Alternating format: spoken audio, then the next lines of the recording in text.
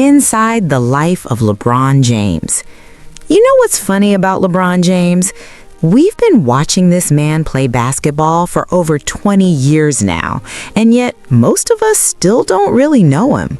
We know the stats, sure. We've seen the highlights, the championships, the iconic moments. But the guy who goes home after the game, the husband, the father, the kid from Akron who somehow figured out how to build an empire while everyone was watching, that's a different story entirely. Today, we're taking a slow walk through the life of King James. Not the court version, but the human being who happens to be worth over $1 billion, married to his high school sweetheart, and somehow manages to be a present father to 3 kids while also being, well, LeBron James. Grab something to drink, get comfortable, because we're going deep. The money situation. Let's start with the elephant in the room. The man has money, a ridiculous amount of money. In 2022, LeBron became the first active NBA player to hit billionaire status, not after retirement, not from some lucky investment years later, while still playing. Now, here's where it gets interesting. His NBA salary? That's almost the boring part. Over his career, he's made around $480 million from actually playing basketball, which is insane, don't get me wrong, but that's less than half of his total wealth. The real story is what he did with the money while everyone else was buying cars. LeBron owns a piece of the Boston Red Sox. He's got stakes in Blaze Pizza, which grew into this massive chain.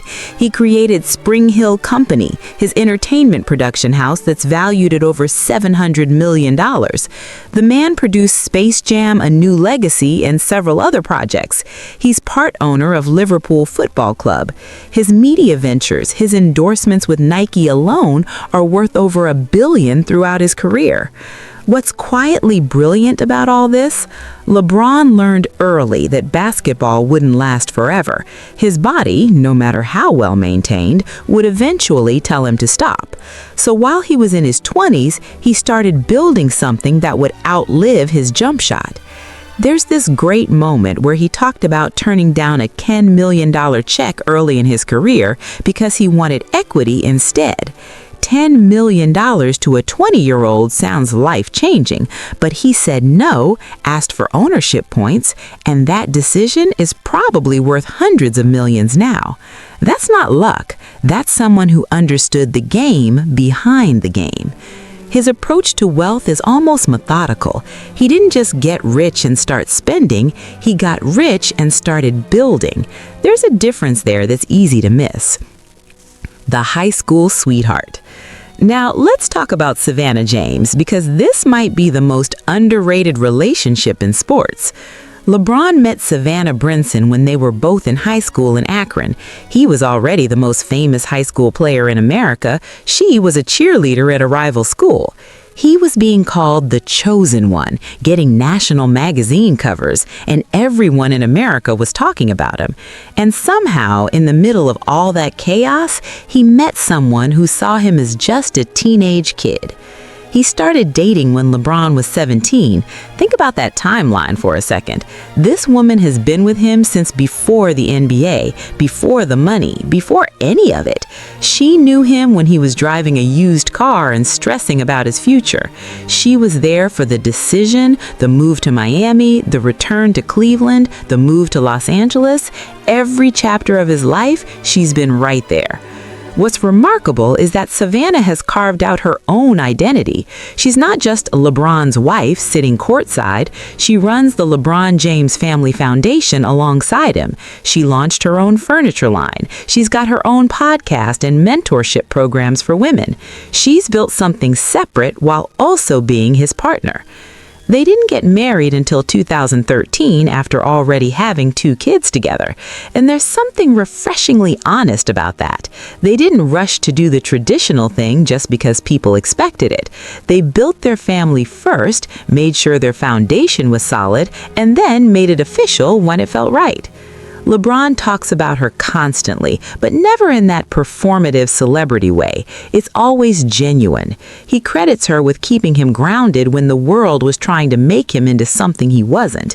When you're 19 years old, being handed millions of dollars and told you're going to be the savior of a franchise, having someone who knew you before all that becomes pretty valuable.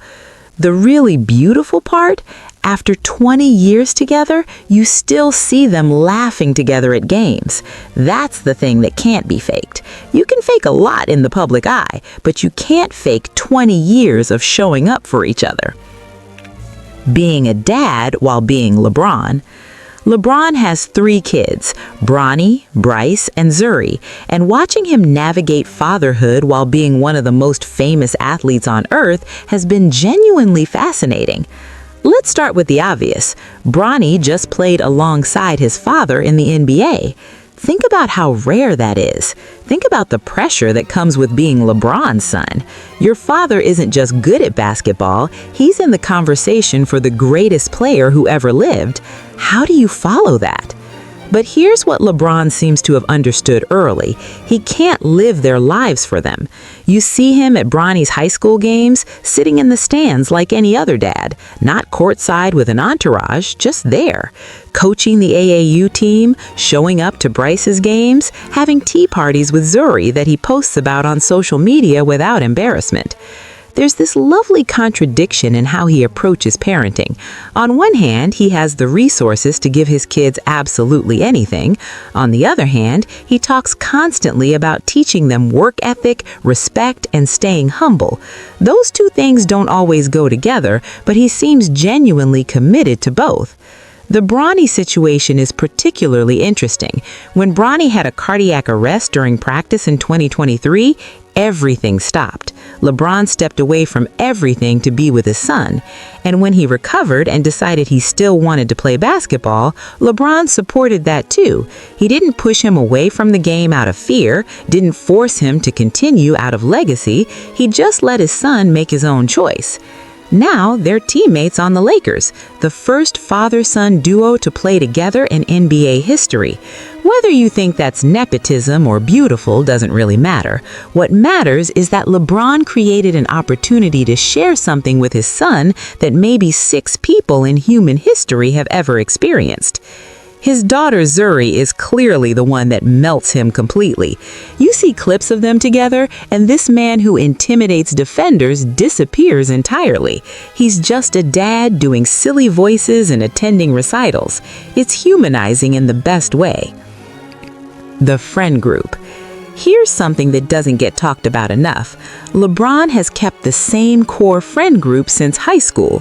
Maverick Carter, his business manager and longtime friend, Randy Mims, Rich Paul, who became one of the most powerful agents in sports. These aren't people who showed up when he got famous. These are people who knew him when famous was just a crazy dream. Rich Paul's story is particularly wild.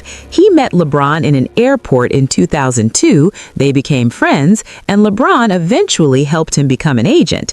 Now, Rich Paul runs Clutch Sports Group, representing some of the biggest names in basketball. That's loyalty turning into empire building. LeBron's relationship with his teammates is different with each era. In Miami, he formed that brotherhood with Wade and Bash. In Cleveland, he was the veteran leader bringing a championship home. In LA, he's the elder statesman. But there's always this thread of genuine connection. He shows up to teammates' events, supports their ventures, maintains relationships long after they've stopped playing together. What's striking is that despite being LeBron James, he doesn't seem to have that typical superstar isolation. He's built something that looks remarkably like actual friendship, which at his level of fame is probably harder than hitting a game winner. So what do we take away from all this?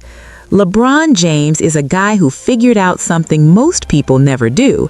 He learned how to be excellent at his craft while also building a life that matters outside of it. He made $1 billion but stayed married to someone who knew him when he had nothing. He became one of the greatest athletes ever but still makes time for tea parties with his daughter. He achieved everything basketball has to offer but made sure to prepare for the day when basketball would be over. The wealth is impressive, the family is beautiful, the relationships are genuine. But maybe the most remarkable thing is that he made it all look possible.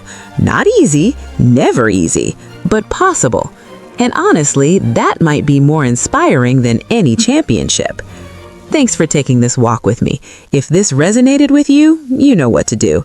And if it didn't, well, I appreciate you sticking around anyway. Until next time.